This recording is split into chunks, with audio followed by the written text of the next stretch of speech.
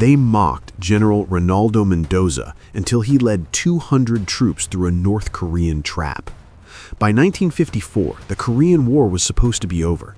The armistice had been signed the year before, the cannons had gone quiet, and the world was trying to breathe a collective sigh of relief. But along the jagged scar of the 38th parallel, peace was just a word on a piece of paper. For the soldiers there, the war hadn't ended, it had just become a ghost, haunting the frozen hills.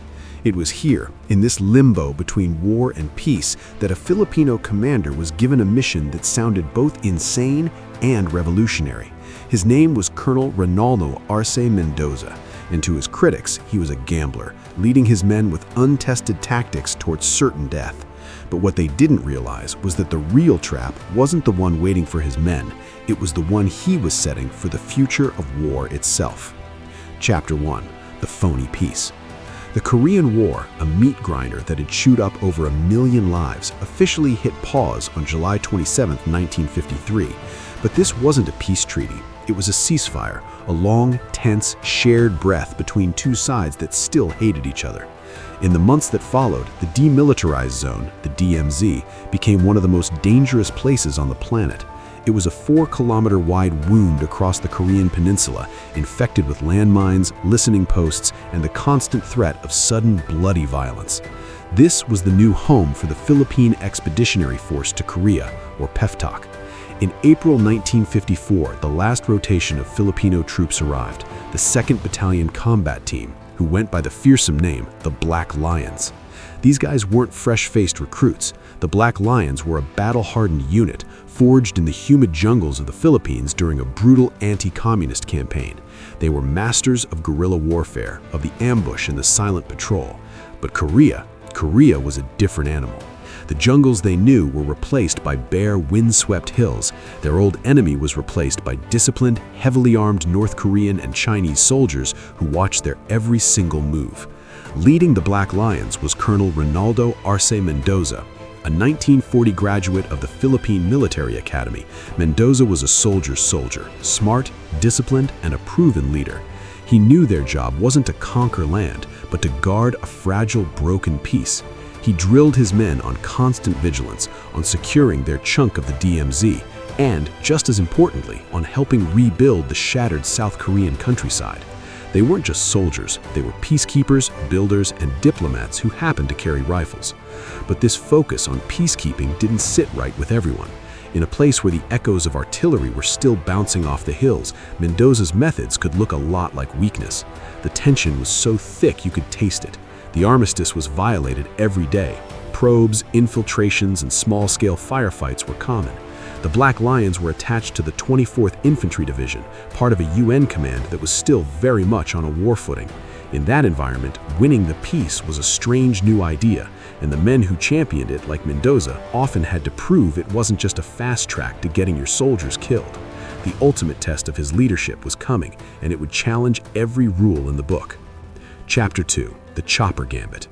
The year 1954 was a wild time for military tech. The jet engine had changed air combat forever, and the nuclear bomb cast a terrifying shadow over everything. But one of the biggest game changers was still a bit wobbly and unproven: the helicopter. For years, they were just flimsy machines for scouting or pulling wounded soldiers off the battlefield. But now, strategists were looking at them and getting a crazy idea.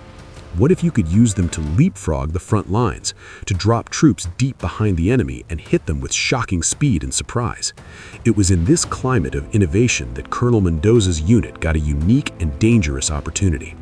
The 2nd BCT was picked to pioneer a brand new type of mission, so new it had the simple, almost comic book codename Exercise Chopper.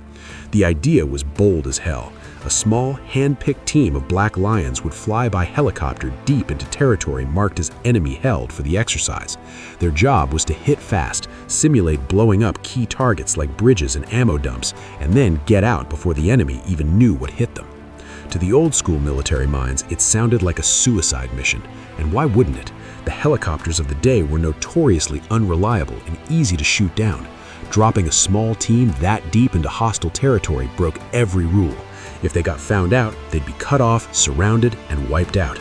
There was no front line to run back to, no tanks coming to save them. They'd be completely on their own. This was where the mockery came from, the whispers from those who saw Mendoza as a reckless fool gambling with his best soldiers' lives. But Colonel Mendoza saw it differently. He wasn't just a jungle fighter, he was a futurist. This was a man who would later run the Philippine Military Academy and become the chief of the entire Armed Forces Intelligence Service. He understood that war was changing. The static trenches of World War I were ancient history. He believed the future belonged to speed, surprise, and surgical strikes.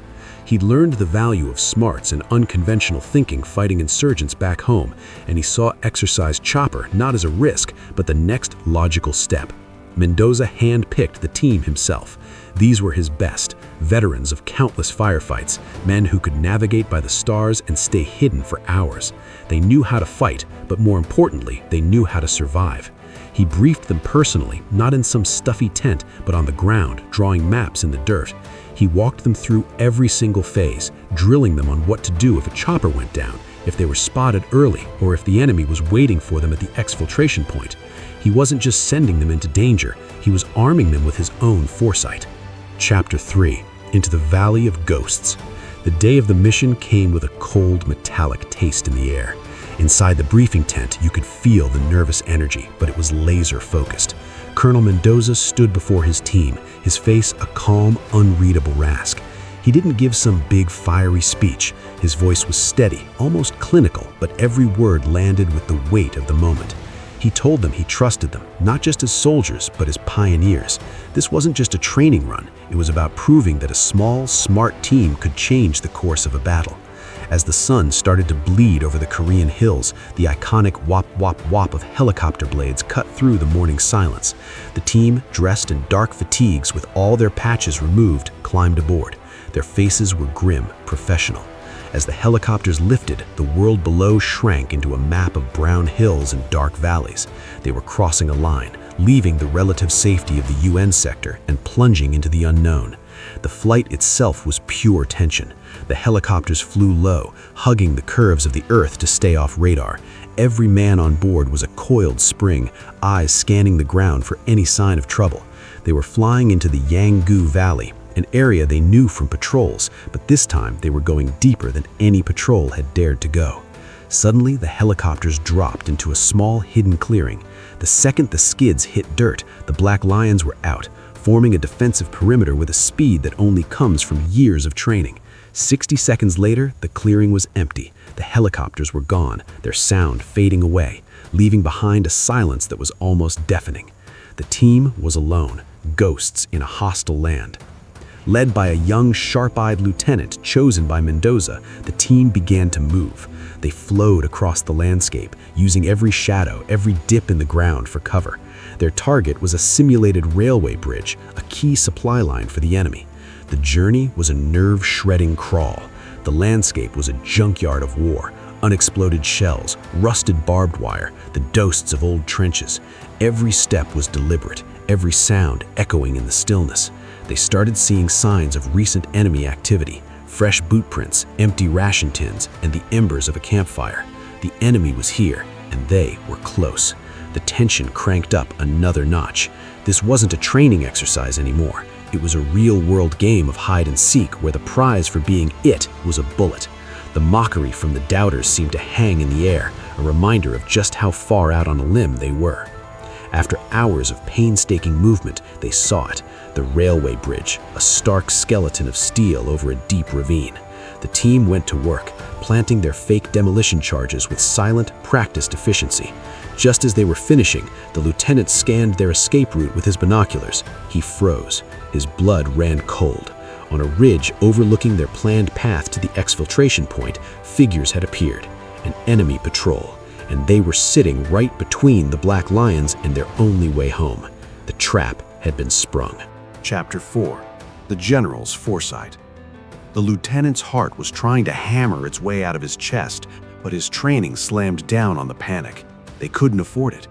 His report to the team was a harsh whisper. Contact. Ridge.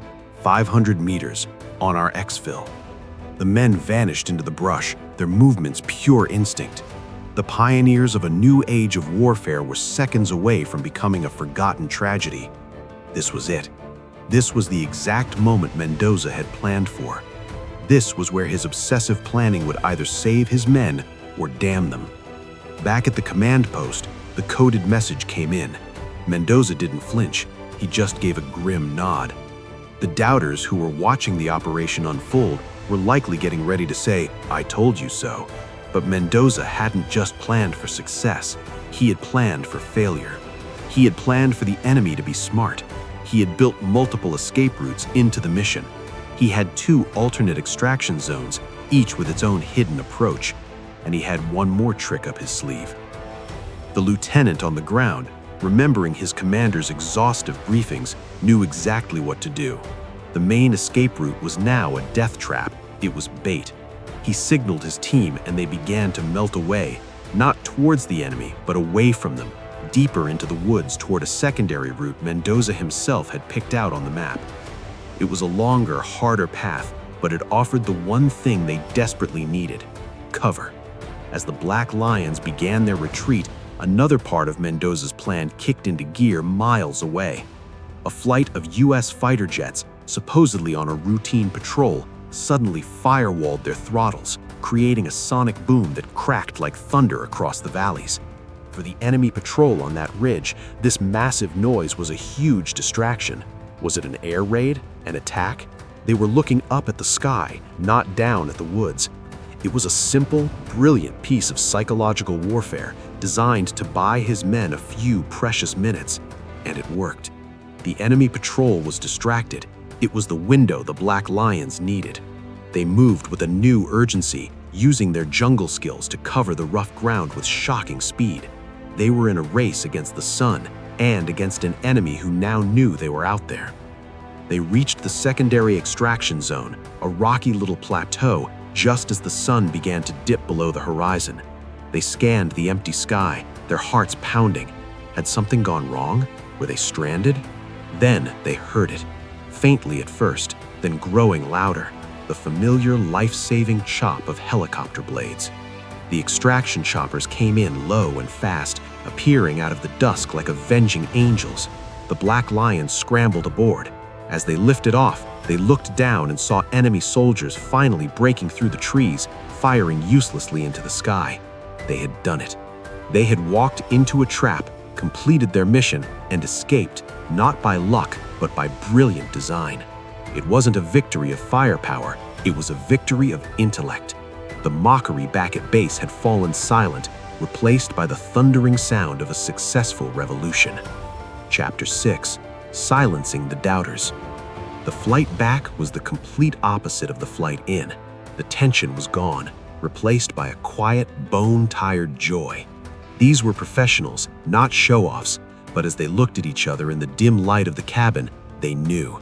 They hadn't just finished a mission, they had touched the future. When the choppers landed back at base, Colonel Mendoza was the first person there to meet them. He didn't give a big speech or hand out medals on the spot. He just looked each man in the eye, gave a firm nod, and said, "Welcome back, Lions. Report when you're ready." In that simple gesture, his men understood everything. Their commander's faith had been total, and they had rewarded it. The data gathered from Exercise Chopper was priceless.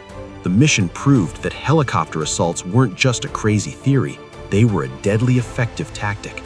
The official reports went up the chain of command to the American commanders of the UN force. The skeptics, who had been getting their "I told you so's" ready, were now forced to eat their words. Mendoza's gamble had paid off in spades. The success transformed the reputation of the 2nd BCT. They weren't just the Filipino peacekeepers anymore. They were the innovators, the chopper pioneers. All those rumors of the battalion running secret raids suddenly seemed a lot more believable. They had proven they had a unique and lethal set of skills. Their presence on the DMZ became an even stronger warning to the other side, who now had to worry not just about patrols on the ground, but about death striking from the sky. For Mendoza, it was a quiet, personal victory. His style of leadership, meticulous planning, brains over brawn, and a deep trust in his men had been proven right in the most dramatic way possible. He had shown that the most powerful weapon a commander has is his own mind. He hadn't led his men into a trap, he had led them straight through it and out the other side. Chapter 7: The legacy of a lion. The Black Lions of the 2nd Battalion Combat Team served their 13-month tour in Korea with honor. They held their section of the line, doing the tense daily work of peacekeeping while also rebuilding homes and giving medical care to South Korean civilians. The DMZ was still a dangerous place. Landmines and firefights took their toll, and at least one Filipino soldier was killed. But as a whole, the battalion fulfilled its mission, returning home to the Philippines in May of 1955. Colonel Reynaldo Mendoza's leadership didn't go unnoticed. For his command, the Republic of Korea gave him the Ulchi Distinguished Military Service Medal and the Korean War Hero Medal. These weren't awards for winning a single bloody battle, but for something much harder, winning a dangerous peace. Mendoza's career continued to climb.